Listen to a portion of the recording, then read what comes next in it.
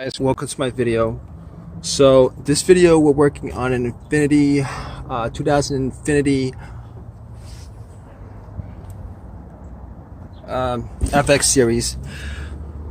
So this car is having issues with I guess misfires and stuff like that, and we are doing the Vvts on here on this car.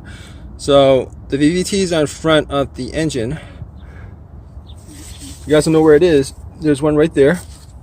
I already changed the one on the passenger side, and there's one right there.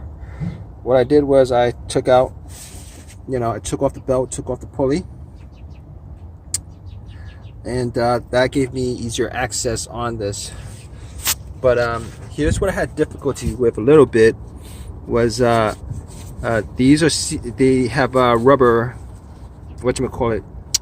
I mean, once it's in there, if it's in there for a while, like this car, it's got 80,000 miles on it, it's pretty tight.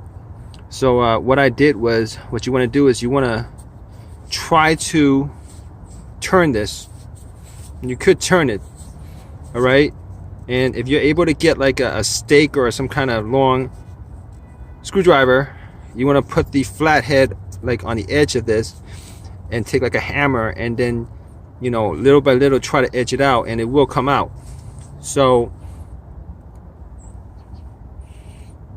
yeah, I mean, it's a little bit, obviously you gotta take the tubes off,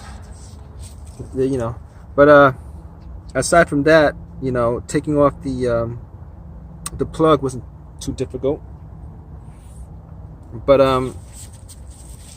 that's how you do it, guys.